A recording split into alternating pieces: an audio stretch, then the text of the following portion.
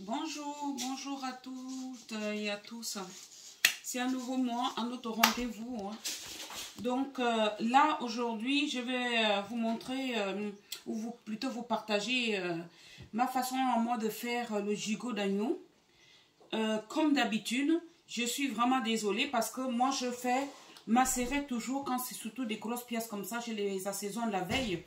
Et donc, le lendemain, il reste juste à mettre dans le plat et enfourner. Donc, j'ai macéré la veille. Mais je vais quand même vous expliquer ce que j'ai pu mettre. Il n'y a pas grand-chose. Hein. Les oignons, j'ai piqué mon gigot d'agneau avec des gousses d'ail.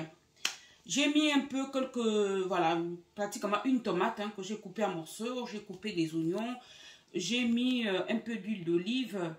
Du bouillon de poulet, du sel bien sûr, et donc du poivre. Il n'y a pas grand chose, il n'y a pas autre chose tel que vous pouvez le voir là. Donc il y a, voilà, c'est tout ce que j'ai cité, et puis évidemment avec ça. Donc là je vais juste enfourner et puis mettre 1 heure à 1h30 de cuisson. Je préfère quand c'est un peu bien cuit. Voilà. Parce qu'il y en a qui préfèrent quand la chair reste rouge ou rosée plutôt. Mais moi, je préfère quand c'est bien cuit et tout. Je vous montrerai après la cuisson. Voilà. Nous allons partager peut-être la dégustation. Hein. Je vais partager la dégustation de ce plat avec vous. Ce gigot d'agneau, je vais l'accompagner d'un gratin de courgettes. Et ça, je vous montrerai tout à l'heure comment je fais mon gratin de courgettes. Donc, merci. Maintenant, comme vous pouvez le constater, je vais prendre mon gigot. Je vais prendre mon gigot et je vais le enfourner. Parce que là, voilà, c'est quand même une grosse pièce. Hein. Voilà, donc je mets comme ça.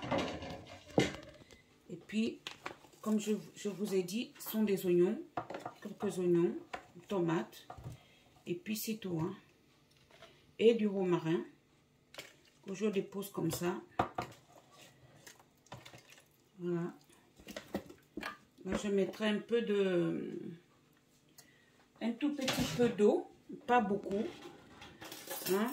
Donc après, comme d'habitude, dans la viande, après qu'elle serait saisie, elle va rendre son propre jus et elle va cuire comme ça pratiquement à feu doux. D'où franchement j'ai calculé l'heure.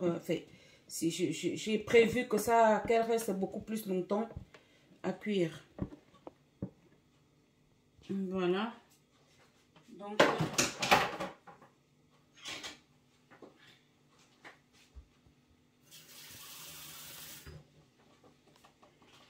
je mets juste un peu d'eau pour éviter que les oignons brûlent quoi. Donc juste un peu d'eau comme ça. Et là c'est pareil, je ne vais pas rajouter du sel parce que lorsque j'ai assaisonné la veille, j'ai mis tout ce qu'il faut, donc du sel et tout le reste d'épices. Donc maintenant il ne me reste plus qu'à enfourner. Voilà. Peut-être la prochaine fois, je vous montrerai, mais ça reviendra au même parce que là, je vous explique exactement tout ce que je mets. Je pique mon gigot avec le gousse d'ail.